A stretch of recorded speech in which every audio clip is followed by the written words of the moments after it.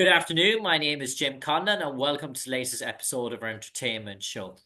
As you know, in part three of our entertainment show each month, we run a cult classic into the Vault series, where we look at iconic TV series throughout the decades. So maybe it's a 70s Western, maybe it's 80s romance story, maybe it's a 90s horror, maybe it's a 20th century space race, or maybe it's a 21st century war series. Whatever the genre, whatever the decade, we look into it if it classifies as a cult classic.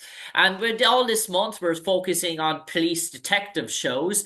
And one of the most iconic police detective shows, kicking it way back before the 80s, back before the 90s, when police detective shows were a common sobriety on our TV screens. We had one of the first pioneers back in the 70s. It ran from 1975 to 1977. It was such a hit that afterwards a few TV movies were done on it as well. The iconic TV series had a charismatic frontman, a Greek actor, the legendary Telly Savalas. The TV series was Kojak, and Kojak was one of the most pioneering TV detective shows. It was so popular that it had one or two of Kojak's main friends as the main cast members as well. So it was a family dynamic, a family-run show. And our special guest this evening to talk to us about his memories of Kojak. He appeared first of all in season 3, episode 19, which aired all across America and Canada and cable TV on February the 8th, 1976. It was called The Frame. And then he returned mainly 14 years later to appear in the movie Flowers for Matty, the Kojak TV movie, as the character D'Angelo. But we're going to start way back now in 1976. He appeared on The Frame, and the character he played was the one and only Harry Dubin. Our guest this evening, the one and only Madison Arnold. And Madison, before we started recording, before we had a quick sort of chit chat, you mentioned to us that 1976, it goes back a long time, but you still have memories of your time on set of Kojak. Oh, yeah, yeah, I have some. I thought about it once you contacted me, but I got to correct you. The show ran for 5 years, and I appeared two more times before that 75 episode. That's not important, but just so Yeah, my memories are from different episodes, yeah. including the last one, which was 1984, I believe. But Okay. in what you said, 14 years, I did three other shows in between that from the first Okay. one. So just so I can Perfect. talk about memories from those shows, because those are some of the memories I recalled after you contacted me. Yeah. So Perfect. if you So, Madison, just to kick us off, so Telly Savalas, a larger than life character. I was talking to Gianni Russo the other day, who appeared on Kojak, and as we know, he played Carlo in The Godfather. And he told me that Telly Savalas was a guy that loved life. He loved living life, and he was a guy that was very much in the moment. Telly did everything at Telly's own pace. Do you think that's a fair assessment? that's one way of putting it, because uh, I can tell you about my first uh, time doing the show.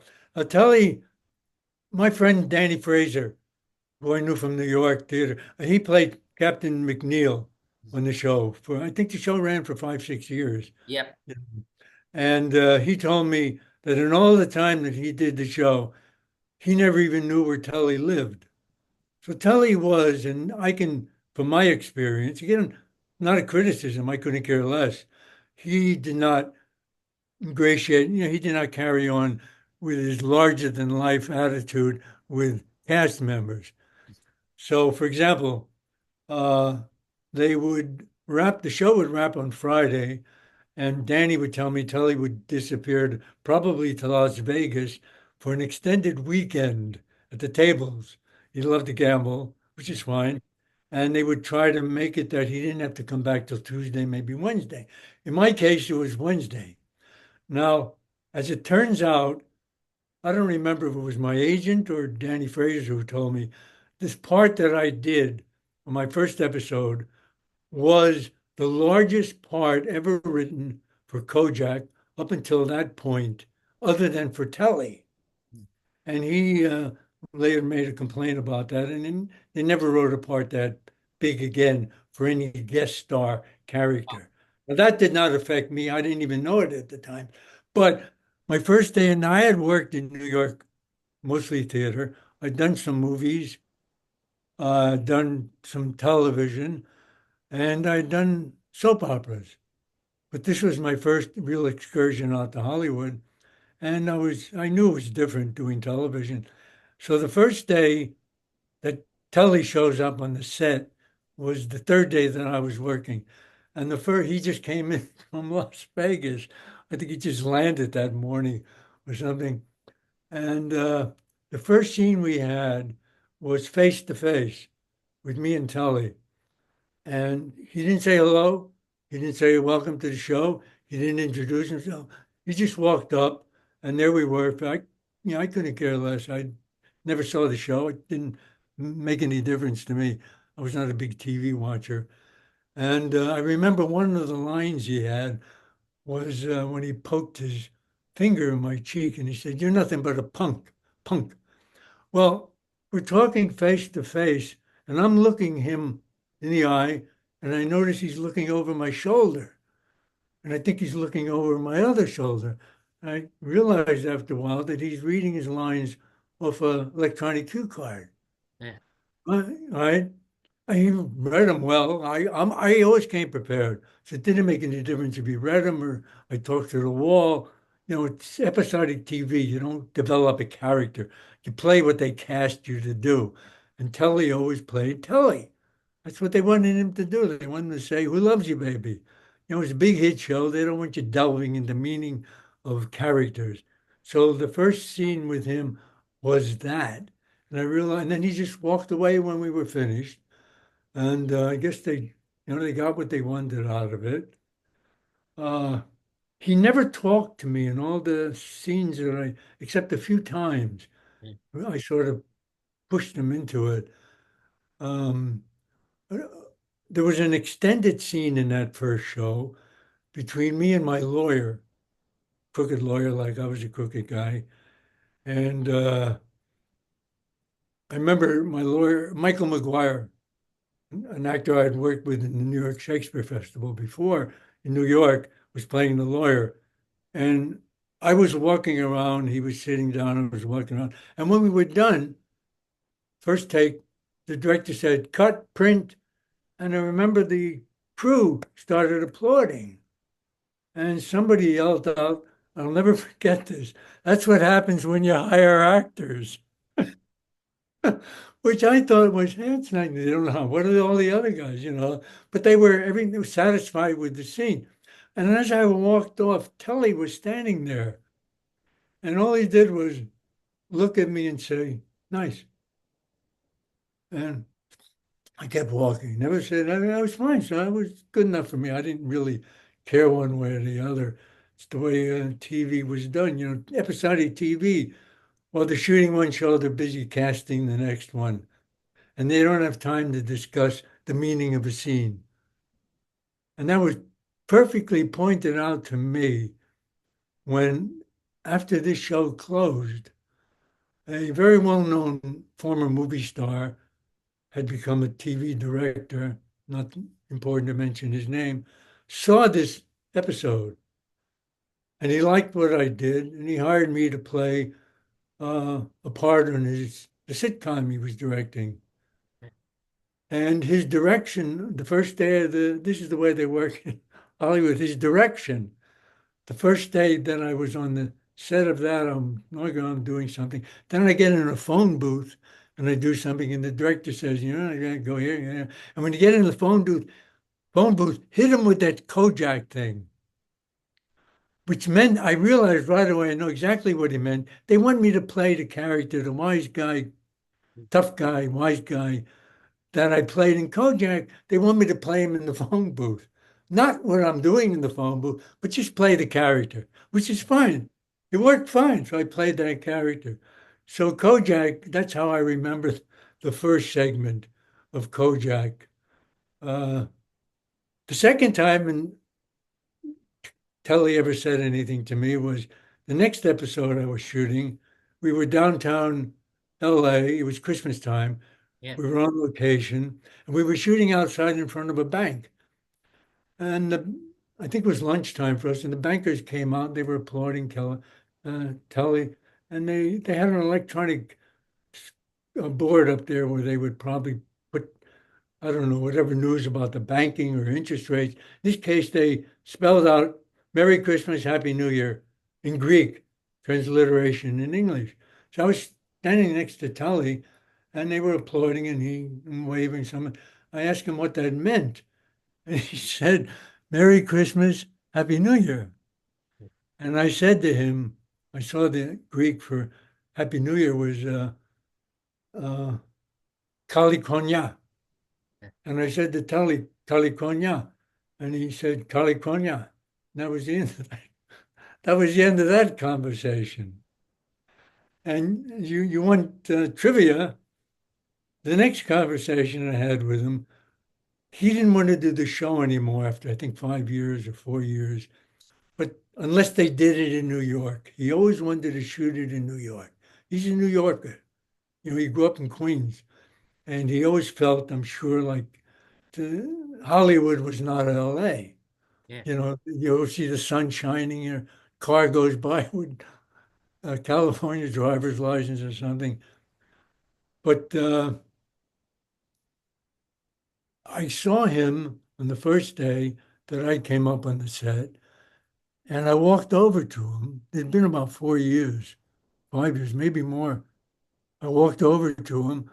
I said, Hi, hello, Kelly. You maybe remember me. I did a number of shows out in LA. And he said to me, "Oh, I'm sure you did." And that was the end of that conversation. Now, none of it affected anything we did. He was very profound. I was always, I always was right on line, right on with my lines, right on with everything, never went up, did everything the way they wanted to take me in one take. But that was my experience with Telly Savalas. And his brother, George, I remember in the first day he came on the set, this struck me. Usually an actor working, I'm used to anyway, theater, you're working, you're thinking about your part. He was sitting in his car. I see him reading something. I lean over. He's, he's reading the racing form, which is fine. I mean, he did what he had to do. And I look back now, it's all funny. None of it bothered me then, but these are recollections that I have from the show. yeah. And just on that, Madison, it seemed to be a gambling addiction was very much there for the Savalas sort of You family. said it, not me. I George didn't use the word. with the races and Telly with the slot machines, dare I say, in Vegas in terms of such. But you mentioned that, and did you feel a sort of a well slick operation, or when you arrived on set of Kojak, did you feel things were polished, or was it very much everything on a whim and a nature, or did you No, feel? it was very polished. It was very polished. And Telly was very dependable, very accurate. He just knew if he didn't know his lines, he read them. But you hire somebody to play Kojak, they're not going to delve into meaning of scenes. TV is TV. Episodic TV is very pretty much cut and dry. They hire you. I mean, Telly was hired to play Telly Savalas as Kojak, not to delve into deep meanings of his personal life or anything. And it worked beautifully. Hey, hired me, they hired me. Helped pay the bills. But most of episodic TV was like that. Yeah. And Madison, can you remember? I know this is in terms of your Kojak episodes. How did you have many stunts to do, or do you remember working with a stunt team, or did you remember do you any sort of action sequence, or were very I, much reading? I remember in the first one, I ended up being chased, and they did have a stuntman doing a lot of the running for me. Mm. And I came out at the end of the chase where Telly would where Telly was waiting for me.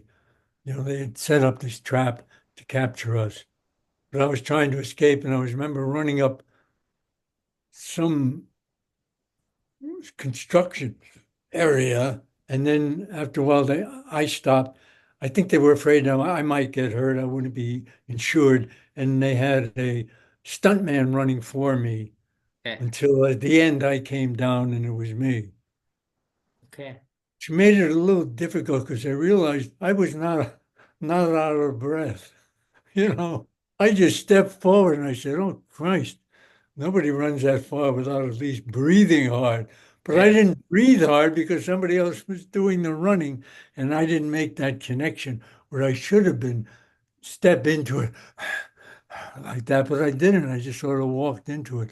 And when I saw that, I said, "Oh, geez, I don't know if anybody else noticed it, but I did." You know, but And that was the only time I had a stuntman.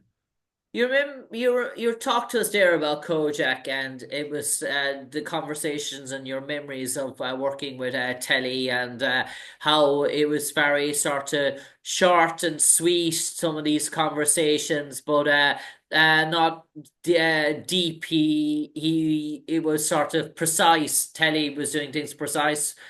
Short, snappy answers, short, snappy. Yeah, yeah, we did the scenes. We did the scenes.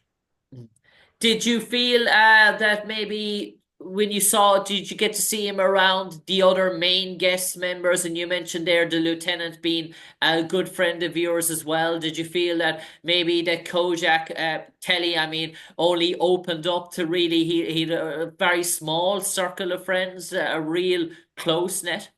I had no idea. It's like Danny told me. He said in the 6 years or so, 5 years that he did the show as Captain McNeil, he didn't even know where Yeah. until he lived. He said the show would end and he would take off to the airport. And from what I gather from that, he didn't have much contact uh, with anybody. There are other shows that I've worked. There was a camaraderie, you can tell, that people got along. They had parties together. It didn't seem to be that way with Kojak, from my experience. But like I say, it didn't bother me in the least. I came up prepared, did my work, and Telly did his. And he was very successful doing Telly Savalas. Yeah. And Madison, you had appeared on. You mentioned this was one of your first TV shows coming from a theater background in terms of TV shows in Los Angeles. Did you feel appearing on cable TV, having a big role in Kojak? You mentioned that. Did it open up doors left, right, and center in the early '80s for you? I worked through the 80s and 90s. I worked, but whether it opened doors, it got me a couple of shows. Sometimes, if the right person is watching a show, they'll say, I want him. It happens. It happened to me maybe two, three times. Once from Kojak, once from, I believe, Starsky and Hutch, and once from, I think, Barney Miller, I'm not sure, where somebody saw the show and they want that character. They want you to be that character. They don't want you to come and say, "What do you want?" They want that character. I remember an incident that to me is relevant to the way Hollywood operates. I was doing a cop series and I had a leading part on it. And we were robbing, I think, a gas station, and my brother got shot and he was dying. He was part of our gang. And I remember picking him up and I had lines like, "Don't go on me, hang in," or something like that. And still thinking that I can make something out of this, I asked the director, I remember the words I used was, "How far do you want me to go with this?" Meaning, "Do you want me to break down?" And he looked at me and said, "Just do it." And now he looked, I think he looked to see if the sun was setting, and he had to get the scene in before the sun set. So that was fine with me. I just did it. Again, Yeah. this is not complaint. This is just the way episodic TV works. Because if a director doing episodic TV or an actor shows up not knowing his lines, he'll never work Mm. unless you're a star. Then you can, like Bionic Woman, she used to come 2 hours late, but we got overtime. We all got overtime waiting for her. But if you're not the star of the show, you can't get away with that stuff, right? In all the shows, so it didn't bother me. And that, I knew what they wanted. They just wanted the character that they saw the night before and doing something else. I was fine. Yeah. That's the way TV is. There's no delving into meaning of the scenes or characters. They don't have And the time.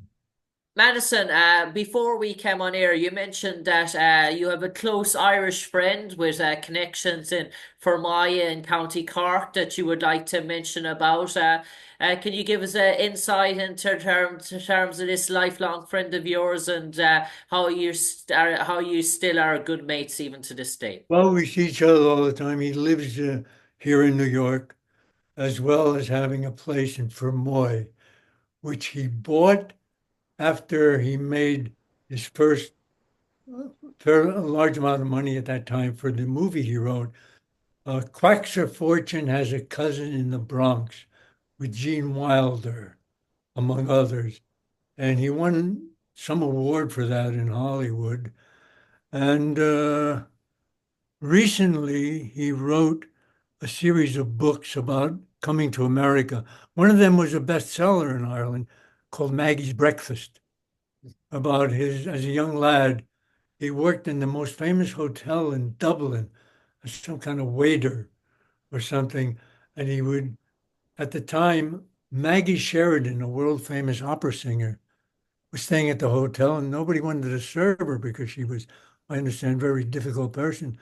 But he came in, brought the food and slid it under her bed or something like that. And they became lifelong friends for a long time anyway. And she was the one who was responsible for bringing him to the United States, where he ended up, like so many people, writing plays here and out in Hollywood, where I met him. And we're friends to this day. Can you tell us, you're teasing us, can you tell us the name of this friend? Oh, Gabriel Walsh. Gabriel Walsh, the one and only Gabriel Walsh. Great friends with Madison Arnold. That's great to hear.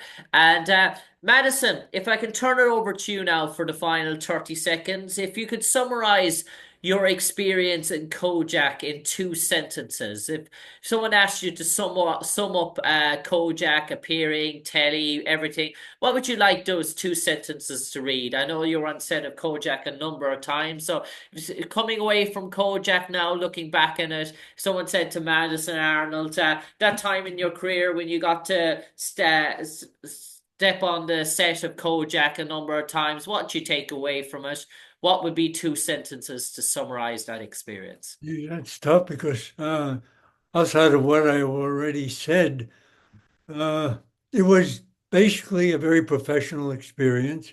It went very well. Everybody worked very well. There were no screw ups on lines. Everybody was well prepared. And I can say the same for me. And I think I did very well from it. They called me back a couple of times and I got a TV Perfect. talent from it. Perfect. No complaints. Yeah. On that note, all that's left to say, we would like to thank our special guest this evening, Madison Arnold, who appeared on a number of Kojak episodes over the 5 seasons of the TV series and the TV movie as well, sharing us his experiences of working alongside Telly Savalas, amongst others. All that's left to say is from me, Jim Conlan, to you, Madison Arnold, stay safe, take care, and God bless, sir. Thank you, and thank you for this remembrance. I hadn't thought about this stuff in years, but some of this stuff really sticks with you, as it did with me. Thank you. Thank you, Madison.